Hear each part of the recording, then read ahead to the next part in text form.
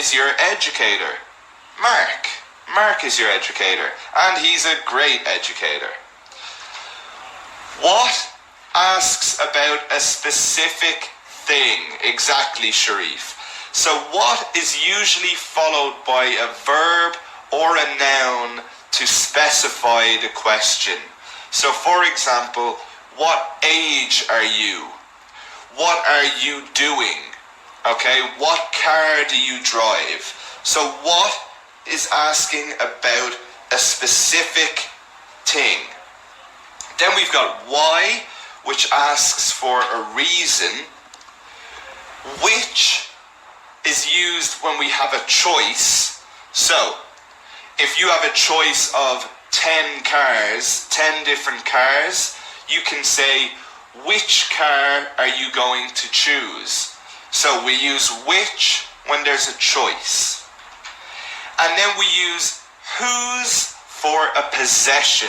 So for example, whose lesson is this? It is Mark's lesson. Whose lesson is this? When you're asking about a possession. And the pronunciation of that is whose. Whose. Okay, so some people pronounce that wrong. Then we've got how. And how is the manner, how something is done. But remember that how can be followed by many adjectives. How big, how small.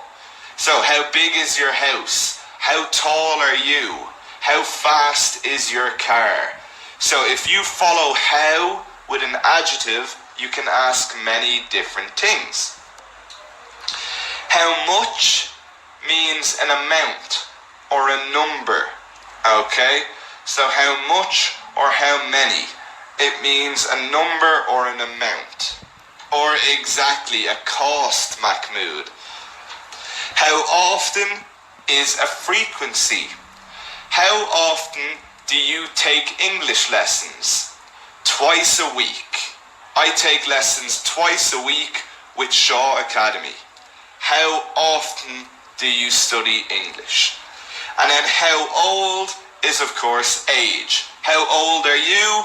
I am whatever age. Okay? So let's look at some further examples. When does the train leave? That is asking about a time. When does the train leave? The train leaves at 6 p.m. Who is your favorite football team? Now, a team can of course be collected as a group of people. So we can say who. Who is your favorite football team? You could also ask that question with what? What is your favorite football team? Lots of people are saying lots of people are saying Real Madrid. Okay, it's good to see a lot of Madrid supporters. I am an Arsenal fan. Before anyone asks, I support Arsenal, and I don't want to hear any more about it for the next 4 weeks. Okay? So, who is your favorite football team? Where are you from? Okay, a simple question, and it's asking about a place. Where am I from? I am from Dublin, Ireland. Where are you all from? So why don't you guys tell me? Where are you all from? Type into your question boxes and we'll see. So we've got Mahmoud from Egypt, guys from Iraq, Sharif, Amira from Egypt. Wow, lots of Egyptians. We've Romania, Tunisia, Finland. I was only in Finland last month. That's excellent. Yemen, Hungary, Maldives, South Africa, Poland, Saudi Arabia. I taught there for 2 years. Nigeria, Palestine, United Arab Emirates. God, we have people from all over. Qatar, Jordan, Philippines, Iran, Dublin, Anya O'Reilly. Hello, Anya O'Reilly. Okay, so we have people from all over the world. So welcome, welcome, welcome. And a why question. Why are you learning English? So that is asking about a reason. The reason. And all of you should know why you are learning English. So you can focus on that goal. So guys, a difficult question for you all. This is not an easy question. Take a look at the following questions. Does he play football every weekend? What does he play every weekend? How often does he play football? Now, for which of these questions could we not use the following answer? He plays football every weekend. So, this is our answer. Which of these questions cannot give this answer? So what do you guys think? Which of the questions cannot give that answer? And I see a lot of correct answers coming in. Excellent work, Nino, Abdullah, Amira, Samar, Irma. This is a very difficult question. Christoph, Saud, Lama, brilliant work. Adeline, Hadil. It is, of course, number 1. And what is the reason for that? Does he play football every weekend? It begins with an auxiliary verb, meaning it is a yes or no question. The answer to this question must be yes or no, okay? So it cannot produce this answer. We could say yes, he plays football every weekend, but we cannot produce this answer. So very, very, very well done to everyone who got that correct, because that is not an easy question. Now guys, we're going to move on to the last section of today's webinar, where we are going to improve your spoken English. So it's what everyone came here for. And in today's lesson, we're going to focus on sounding polite, okay? Answering questions and sounding polite. So, let's have a look at this. This man says, did you have a good day at work? And the lady says, no. Now, how does that sound to you? Does that sound a little rude? Did you have a good day at work? No. Exactly, Amira. It's not a polite answer. So, when we give short answers in English conversation, it can sound impolite to reply with just yes or no. So, this word here, impolite, is the opposite of polite. Okay? So, polite means like nice, and impolite means rude. Okay? So in English conversation, it can sound impolite to reply with just yes or no. Now, let's look at the second lady. Did you have a good day at work? No, I didn't. So, that sounds a little better, doesn't it? It does sound a little better. So, what has lady 2 done? She has added in the auxiliary verb. So we use auxiliaries with short answers to make them more polite. For example, yes, I did, instead of just saying yes. Yes, I did, thanks. Or a bit more conversational, yeah, I did. Okay, so that would be a bit more conversational. Yeah instead of yes. Now, can we expand on that any more? Well, let's look at lady number 3. Did you have a good day at work? No, I didn't. It was awful. I'm so glad to be finished. Now, that is very polite. She has continued on the conversation.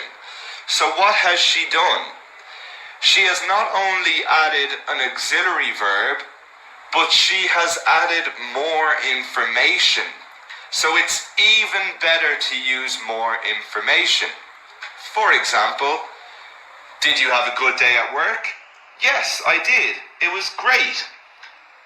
Yes, I did. I got so much work done. Yeah, it was brilliant. Training is so helpful. Okay? So, there's no need to give lots and lots of information, but very simply saying as much as It was great, or it was awful. Yes, I did have a good day. It was great. Okay? So, they make your English sound more polite. Now, it's different in all different languages, and that is why it's something that is difficult for non-native speakers to learn. So, it's very good to try and train yourself to use these. Okay? So let's look at just a few more examples. So, do you like football? Yes, I do. I support Arsenal. Okay, so obviously I wrote this because I support Arsenal. So, do you like football? Yes, I do. I support Arsenal. Or you could say, yes, I do. I love it. I love football. Or no, I don't. I hate football. Okay, so lots of different answers you can give. Is it time for a break? Yes, it is. Thank goodness. Okay? Thank goodness is an interjection there. Thank goodness. It means thank the Lord. Thank God. Thank goodness. Okay? So yes, it is time for a break. Are you doing anything tonight? No, I'm not. Do you want to go for a coffee? Okay, so of course that's being very polite. That's asking someone else, do they have plans? So, are you doing anything tonight? No, I'm not. Do you want to go for a coffee? You could say, yes, I am. I'm going out to dinner with my family. Okay? So, you can of course say anything. Have you seen my mobile phone? No, I haven't. Did you lose it again? Okay, so in this case, he's keeping the conversation going. So, have you seen my mobile phone anywhere? That is a very useful phrase for everyone to learn because I know I am always losing my mobile phone. So, no, I haven't. Did you lose it again? So they are just some examples of how to answer questions and sound polite. So, what I want you guys to do is practice, practice, practice. You are not only learning English for 2 hours a week. You are learning English for as much time as you dedicate to it. So, what I want you to do is practice what you have learned in tonight's webinar. I want you to try and speak to 5 different people using the English you have learned today. So, maybe it's answering a question. Maybe it's using a negative. Maybe it's using an auxiliary verb. But guys, remember to be polite. And of course, try to enjoy yourself, guys. Try to enjoy yourself. The more you can practice, the better. Okay? So guys, that is the end of lesson 1. And as always, we will have a quick summary to see what we have learned. So you learned about the different parts of speech.